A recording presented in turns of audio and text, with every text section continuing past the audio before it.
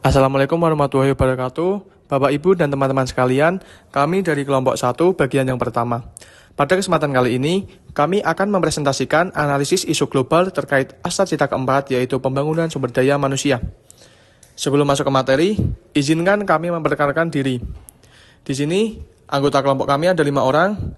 Yang pertama ada Renandi Alin Prasetyo, yang kedua ada saya sendiri, yaitu Reza Disaputra, yang ketiga ada Ahmad Ramli Fakihudin, yang keempat ada Aldo Ahmad Saifullah, dan yang terakhir ada Amruwah Al-Kutri. Sebelum masuk ke materi, izinkan saya memaparkan beberapa hal yang akan kami bahas di kelompok kami. Yang pertama mengenai latar belakang, yang kedua mengenai permasalahan, yang ketiga ada fokus tema, yang keempat membahas tentang isu analisis, yang kelima membahas tentang pemecahan masalah, dan yang terakhir penutup atau kesimpulan. Selanjutnya materi akan disampaikan oleh teman saya. Latar belakang. Di era globalisasi saat ini, dunia mengalami perkembangan yang sangat pesat khususnya dalam bidang teknologi. Hal ini menyebabkan persaingan tenaga kerja tidak hanya terjadi di dalam negeri, tetapi juga secara global. Selain itu, digitalisasi juga mengubah pola kerja dan kebutuhan keterampilan. Oleh karena itu, keberadaan sumber daya manusia yang unggul menjadi kunci utama dalam kemajuan suatu bangsa. Selanjutnya, ada permasalahan yang diangkat. Yang pertama, kualitas pendidikan yang belum merata. 2. Keterampilan tenaga kerja belum sesuai kebutuhan industri. Yang ketiga, akses kesehatan masih terbatas di beberapa wilayah. Yang keempat, rendahnya literasi digital. Fokus tema. Analisis yang kami sajikan difokuskan pada yang pertama, dampak isu global terhadap pembangunan SDM Indonesia. Dan yang kedua, kesiapan Indonesia menghadapi revolusi industri, transformasi digital, dan persaingan global. Analisis yang pertama, digitalisasi dan otomatisasi. Poin utama bagaimana teknologi mengubah wajah dunia kerja saat ini. Yang pertama, munculnya AI dan otomatisasi. Seperti yang kita ketahui, penggunaan kecerdasan buatan semakin luas untuk membentuk pekerjaan manusia agar lebih cepat dan efisien. Yang kedua, banyak pekerjaan tergantikan mesin. Saat ini, tugas-tugas yang sifatnya rutin, berulang, atau manual ini mulai diambil alih oleh teknologi atau robot yang berdampak pada pergeseran peran tenaga kerja manusia. Yang ketiga, kebutuhan skill digital meningkat karena teknologi mendominasi. Individu dituntut untuk memiliki keahlian baru seperti literasi digital, pemahaman data, atau pengobian alat teknologi agar tetap relevan di pasar kerja. Analisis kedua yaitu kesenjangan pendidikan. Masih terdapat perbedaan kualitas pendidikan antar wilayah baik dari segi fasilitas, tenaga pengajar, maupun akses terhadap teknologi. Daerah perkotaan umumnya memiliki akses yang lebih baik dibandingkan daerah pedesaan atau terpencil. Akibatnya, kualitas SDM yang dihasilkan juga menjadi tidak merata. Hal ini dapat memperlebar kesenjangan sosial dan ekonomi di masyarakat.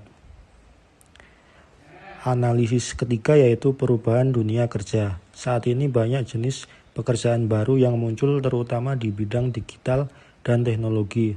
Namun di sisi lain banyak pekerjaan konvensional yang mulai hilang. Selain itu, dunia kerja saat ini tidak hanya menuntut hard skill, tetapi juga soft skill seperti komunikasi, kerjasama tim, dan kemampuan beradaptasi. Oleh karena itu, sumber daya manusia harus mampu belajar secara terus-menerus dan menyesuaikan diri dengan perubahan yang terjadi. Dan yang terakhir, kesehatan global. Masalah seperti stunting, gizi buruk, serta kesehatan mental masih menjadi tantangan di berbagai negara termasuk Indonesia. Padahal kesehatan memiliki peran yang sangat penting dalam menentukan produktivitas seseorang. Sumber daya manusia yang sehat secara fisik dan mental akan lebih mampu bekerja secara optimal dan berkontribusi terhadap pembangunan. Analisis kondisi Indonesia yang pertama ada bonus demografi atau usia produktif tinggi. Yang kedua ada potensi besar untuk maju. Namun hal tersebut terhalang oleh skill yang belum merata serta pendidikan yang belum sepenuhnya sesuai dengan industri. Untuk selanjutnya saya akan membahas tentang tabel alternatif pemecahan masalah. Tabel alternatif pemecahan masalah isu global yang pertama ada digitalisasi. Masalah utamanya kurang skill teknologi. Lalu alternatif selanjutnya adalah pelatihan digital nasional. Kelebihan dari alternatif pemecahan masalah tersebut cepat meningkatkan kompetensi, namun kekurangannya yaitu biayanya yang tinggi. Isu global yang kedua adalah pendidikan. Masalah utamanya adalah kesenjangan akses, alternatif solusi digitalisasi dan pemerataan pendidikan. Kelebihan dari alternatif solusi tersebut adalah jangkauannya yang luas. Namun kekurangannya tergantung internet yang tersedia di wilayah tersebut. Isu global yang ketiga adalah ketenagakerjaan. Masalah utamanya skill yang tidak sesuai, lalu alternatif solusinya adalah link and match pendidikan industri. Kelebihannya relevan dengan dunia kerja, namun kekurangannya butuh waktu untuk penyesuaiannya. Isu global yang terakhir adalah kesehatan. Masalah utamanya adalah stunting dan gizi buruk. Alternatif solusinya program kesehatan dan gizi. Kelebihannya dampaknya jangka panjang, namun kekurangannya efeknya tidak instan. Strategi prioritas. Dari beberapa solusi tersebut, terdapat beberapa strategi prioritas, yaitu yang pertama, digitalisasi pendidikan. Kedua, penguatan pelatihan vokasi. Ketiga, peningkatan layanan kesehatan. Dan terakhir, kolaborasi antar pemerintah, swasta, dan masyarakat. Strategi ini diharapkan mampu meningkatkan kualitas sumber daya manusia secara menyeluruh.